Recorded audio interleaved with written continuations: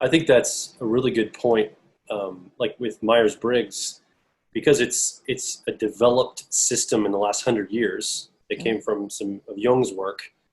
It's a little tightened up. It's like a little bit more like it had a source, right, that we Yeah. can point to. So it's Yeah. kind of like an official way to see it. I think one of Yeah. the challenges of the Enneagram is half the time we spend syncing up what we mean in our definitions and okay, what box are we in right now that we're talking about? It's a lot of orientation time is spent. And in fact, I'm going to ask you an orientation question again, just to help people be able to have a point where they're at. So the Jen writes in and says, if wings aren't as reliable to understand different type flavors as subtypes are, what are your thoughts about tri-type? And I thought you could just briefly mention this so a lot of people are familiar with tri-type. So they Mm. just have an orientation point of where we're at right now from your standpoint. Yeah. Yeah. So I don't use tri-type. I don't think it's helpful. I think when you use the Enneagram as a growth tool, the place to start is working on your main type.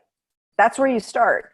And too often, what I see happening when people like tri-type is they distract themselves from the really important work of working with their main type. I mean, you could spend 10 years just working with your main type and you still have more to do.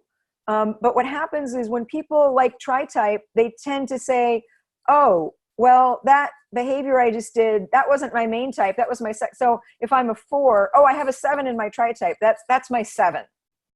You know, well, how do you know that's your 7 and not just another part of your 4? What I find is people distract themselves from the real work of the Enneagram, which is using your main type to really self-observe. How is your passion activating at all the time? How are your type patterns, your unconscious type patterns manifesting all the time? And if you're outsourcing some of your behavior to a second or third type, you're not really going to be doing the work. You're going to be finding an escape ramp to stuff that you don't want to see as part of your main type. It's like, how do you know? You know, people like it contributes to these horrible misconceptions and stereotypes about the types. For instance, you know, people say, well, I'm a 4. And so if I did something really joyful, that must be 7. It's like 4s can't be joyful. Like that's crazy. And I see people all the time on the internet saying, if you're happy, you can't be a 4. And that's just wrong. And it does real damage to 4s, to people you know are 4s, to the Enneagram system as a whole, because you're taking it lightly, you're stereotyping it. And so I just don't think tri-type helps you on your self growth path. I think it actually takes you away from doing the really main work of really seeing how your main type, I mean, you could spend a whole life on your main type. Now, secondarily, I think looking at the arrow line points is important. And so I think that if you're working with tri-type, it's like a way of avoiding owning some of what's going on with your main type. And so I also think, you know, just historically, you know, I learned tri-fix from Echazo's people. And I think there was something to that, but Echazo's program was very elaborated and it had a lot going on in it that people who kind of took tri-fix out of it and changed it into tri-type didn't understand. They didn't understand the base of it, or they weren't using the foundation that was part of tri-fix. So I think they tried to create something, and, you know, I'm not saying there isn't some pattern to it that people find interesting. I'm just saying, for me, the main question is always, does this piece of theory help me to grow or distract me from my main growth tasks? And for me, tri-type is a distraction, and it's part of this, something I love that you say, Antonia, this sort of fixation on diagnosis, on diagnostic, on, oh, I'm a 6 with a 5 wing, I'm a 6, 8, 3. It's like is all those aspects getting you anywhere, or are they just sort of descriptive at a level that actually keeps you from going deeper into, if you're a 6, what's going on with you all the time? What are you self-observing? How does fear manifest in your life? And what are you doing? And how can you be more conscious of your unconscious patterns? Those are the questions. And if you're saying, oh, that's my 8, how do you know? I just think I'm obviously not a big fan. Well, thank you for being honest. Yes, thank you very much. And actually, what's interesting about that is there's so we get a lot of questions. I mean, to kind of give a corollary on our side, is socionics. We get a lot of questions about socionics. And socionics, probably like you with Tritype and it sounds like Tritype came from Trifix, which sounds like that's a whole, I don't even know what that is, but that sounds like it's probably very deep, very interesting. Different. Lots of stuff going on. And the same thing with socionics. Socionics is very complex. There's a lot going on to it, and there's a lot of merit to it too. And I don't think it's that with our opinion about socionics, it's not like we don't think it's true or there's nothing there. It's that because we come from a personal development framework, it's so complex, it hogs resource that we feel could be applied to growth work. And then for me, because I've studied socionics, I think it's fascinating. There's lots of cool stuff in there. There's like things like called quadras, which are really fascinating and I think have a lot of merit to them, and lots of cool stuff in there. And when people ask me about it, I always say, well, did you do the work of developing your auxiliary process? Right? Like that's the first question. Did you do the work of your type?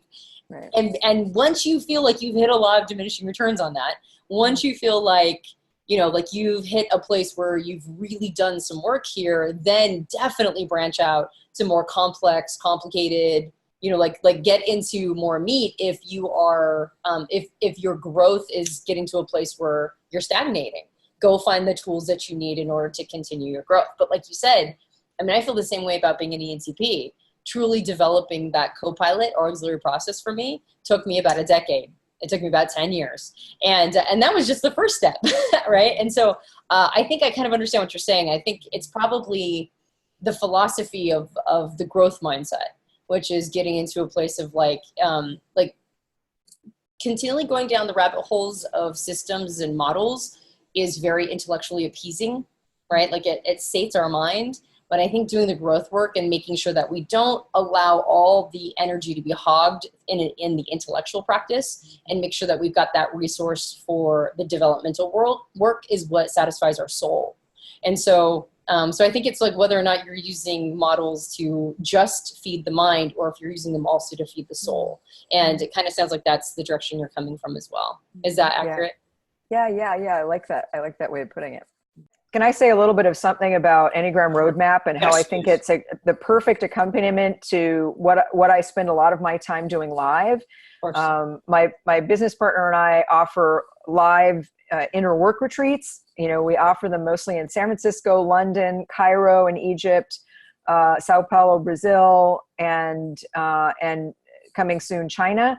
And in those inner work retreats, we do deep work with the Enneagram. But we don't really teach the basics. We kind of get right into the deeper work. So Enneagram Roadmap is like the perfect thing to do if you're wanting to do some deep work as a prelude to kind of doing one of our inner work retreats, or even doing one of our professional workshops where we help practitioners learn to use the Enneagram in a deep and accurate way. So we'd love to see you at one of our 5-day programs, but Enneagram Roadmap is really a good thing to do first to kind of, first of all, just, enter into the Enneagram, I think, in a deep way, and how it can be used as a growth tool and what the system is all about. But also as an introductory workshop you can do in the comfort of your own home before you come and do something deeper with us, which we'd love to have you do. Well, and to piggyback on that, Joel was mentioning when we flew Beatrice out again, when we were in Florida to record more content. As you mentioned, we've been listening to that all day long because we've been doing some editing on it.